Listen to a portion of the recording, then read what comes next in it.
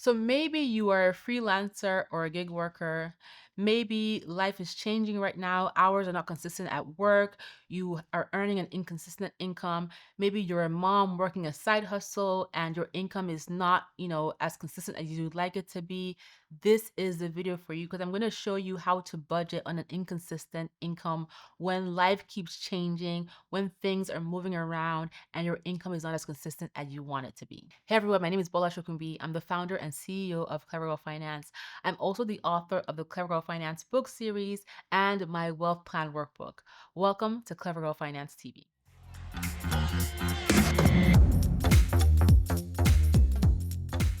So today we're diving into real life budgeting strategies for real life fluctuations, and that is essentially how to budget when you're earning an inconsistent income. Just because your income is inconsistent does not mean that your financial progress has to be. So let's get into it. Number one, it's really important that you create a baseline budget. And this is you figuring out at the very minimum how much do you need to cover your essentials every single month. So you'll be looking at things like rent or mortgage, right? As part of your essentials, we're talking about utilities, transportation, groceries, debt payments, childcare if applicable, any necessary medicines, etc. in your household if applicable.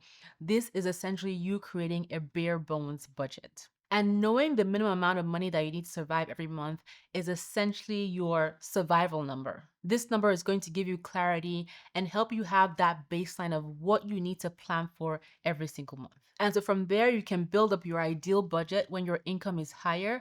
But for right now, if your income is inconsistent, knowing this minimum number is what's going to help you understand exactly how much you need every single month. So number two, you want to budget based on your lowest months. And essentially what this is you looking back at say 6 months of your income or 12 months of your income and determining what were your lowest months. You can get an average of those lowest months, and that is what you want to build your budget around. This is um your your baseline budget of the lowest amount of income that you know you have coming in.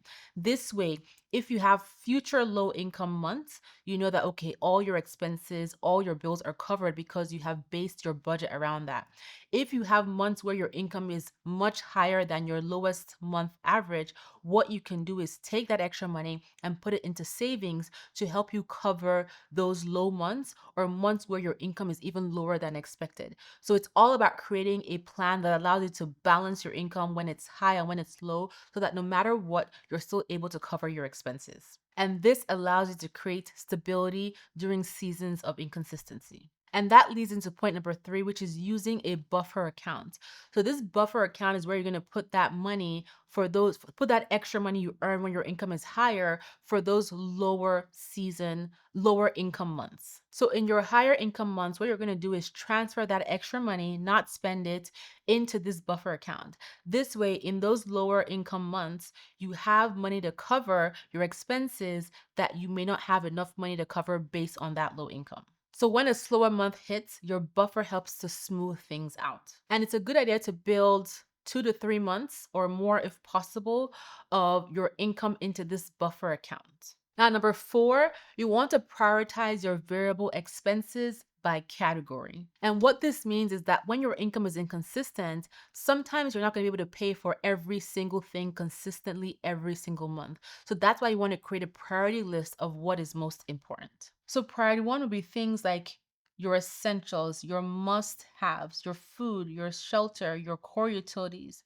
Priority two are your needs. These are the things that if you're not able to fund them, even though it might be tough, you can still get by. So think about like things like childcare or like basic clothing that you might need to replace, things like that. And then priority three would be your wants. These are the nice to haves. These are things that you actually do not need to fund every month because, you're still going to be able to survive. So eating out, fund money, subscriptions. When your income is lower, you want to prioritize funding your essentials and your needs. That is should be your number one focus. When your income is higher and you have a bit more room to breathe after you've transferred money to your buffer account, then you can think about funding priority number three. And you can even create a bank account, a separate account where you put money aside as well for priority number three during your higher income months. This approach helps you feel in control no matter what your paycheck looks like. By the way, if you're finding this video helpful, please hit the like button below, subscribe to this channel, tell your best girlfriends about Clever Girl Finance, and then stop by our website at clevergirlfinance.com. We have a ton of content on the website. We also have our course platform there as well.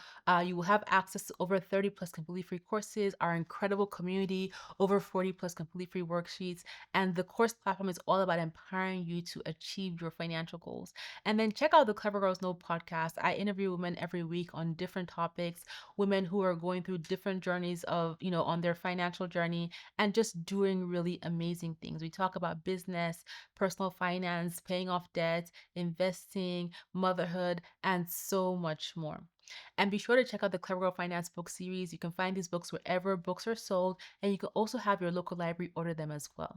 Okay, let's get back to the video. Now, number five, when you're working with an inconsistent income, it's really important that you build a sinking fund. And your sinking fund is essentially going to help you cover those irregular costs, or things that you know are upcoming, expenses that you know are coming up that you're going to need to pay for at some point. So think about it like there are mini savings for things that you know are coming up. So for example, your kid's summer camp, or your car maintenance, or a routine dental checkup that you have to pay out of pocket for, things like that. It could also be things like vacation spending or medical copays for, scheduled visits that you know you're going to have to make. It's important to set aside small amounts of money when you can so that you have the sinking funds put aside when you actually do need the money for that car maintenance or for that scheduled appointment. So even the small amounts consistently matter. They add up. The $10 or $20 that you put towards those things will add up over time so that when you have that need for that sinking fund, the money is actually there for you to use. And this way, you're not scrambling or swiping a credit card to pay for those expenses. Number six, automate where possible, but be flexible. So it can be hard to automate when your income is inconsistent. But if you build it into your baseline budget, you can say, okay, I'm going to automate $25 every 2 weeks into my savings account. I'm going to automate $100 every month into my savings account based on that baseline budget. And so when you're thinking about automating when it comes to your inconsistent income, your automation should focus on automating fixed bills on due dates. So these are your bills that they're fixed and they have specific due dates. You can automate things like savings transfers the day after payday and just make them small and predictable. Or you can use banking apps to round up purchases into savings. So a lot of banks offer something called keep the change, where every time you make a transaction with your debit card, it will round up the difference up to a whole dollar and transfer it to a savings account. So that's an easy and predictable way to leverage automation to still be saving something, no matter how small, even if your income is inconsistent. And then if your income drops suddenly, then pause all automation. So this way you don't overdraft yourself, you don't get any fees that you did not plan for. If your income has dropped or you did not get a check that you expected on this date, log into your accounts and pause all automations. Alternatively, you can set reminders on your phone every 2 weeks or every month to make those transfers manually to your savings account as well. So when you're thinking about setting up your automation, think about it this way. You want to support your life, not stress you out. Number seven, track what you actually spend. So when your income is inconsistent, tracking your money, tracking every single dollar is more important than ever. So use an app, a spreadsheet, a financial notebook to track things like what came in, how much you spent, and what surprises you had when it came to like bills or life happening. This will help create awareness and help you see exactly where your money is going so that you can fine tune your bare bones budget. And also you can fine tune the amounts you're able to put to savings, especially when you have those higher income months. And then finally, number eight, give yourself grace and adjust monthly. So you're going to have some months where you crush your savings goals. And then you're going to have some months where you might not be able to save anything and you have to dip into your cash buffer, right? Inconsistent income equals inconsistent budgets. Give yourself grace around that, knowing that not every month is going to be exactly how you planned it. Not every month is going to bring in the amount of income that you plan for. You may have low income months, you may have high income months. Give yourself grace, adjust every month, and plan accordingly, starting with that baseline budget and being intentional about moving money into your buffer accounts and into your sinking funds accounts every time you have higher than expected income. You'll hear about consistency with finances, but when your income is inconsistent, it is hard to build in that every single month consistency.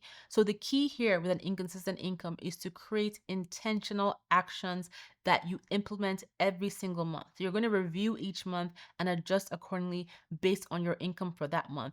This is you taking control over that inconsistent income and making it make sense for your real life and for your financial progress. So remember, budgeting on a fluctuating income, on an inconsistent income is not impossible, but it requires intention, and it is very possible, and you can thrive and be successful on an inconsistent income.